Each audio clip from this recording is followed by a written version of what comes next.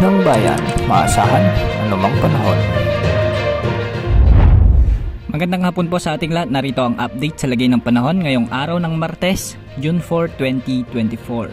Easterlies pa rin ang dominanting weather system ngayon sa bansa habang nakakaapekto naman ang frontal system sa extreme northern Luzon.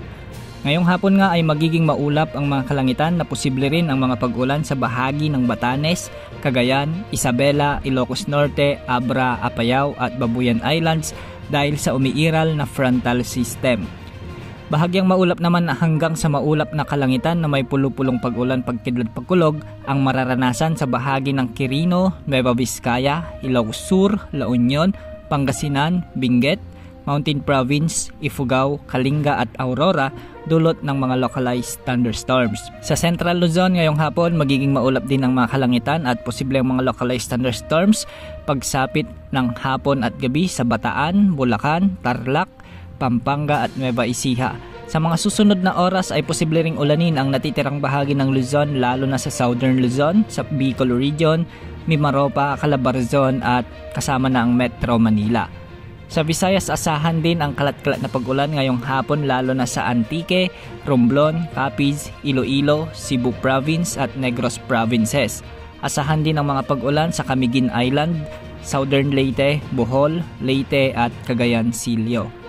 Sa Mindanao ay posible rin ang pag-ulan sa bahagi ng Zamboanga Peninsula, Misamis Oriental, Lanao del Sur, Surigao del Sur, Compostela Valley, Maguindanao, Sultan Kudarat, South Cotabato at ilang bahagi ng Davao Region. Samantala posible muling umiral ang malakas na habagat sa darating na weekend ayon yan sa wind models na ginagamit natin. Posibleng mas malakas ang pagbugso ng habagat ngayon kumpara nung nakaraang linggo na nagsimisimula pa lamang ang habagat. Asahan na sa pag-iral muli ng southwest monsoon, posible ang malalakas na pag-ulan at posible rin ang mga pagbaha sa mga mabababang lugar kaya dapat natin itong paghandaan. Sa ngayon base sa forecast models, posibleng mas makaapekto ang habagat sa kanlurang bahagi ng bansa, particular sa Pangasinan, Palawan, Mindoro Provinces, Bataan, Zambales, Bulacan, Pampanga, La Union at Ilocos Provinces. Posibleng magtagal ito ng mahigit kumulang sa isang linggo bago magkaroon ulit ng monsoon break o ang pansamantalang pagkawala muli ng habagat. Yan ang update sa lagay ng panahon. Ito po ang weather update ng bayan. Maaasahan anumang panahon.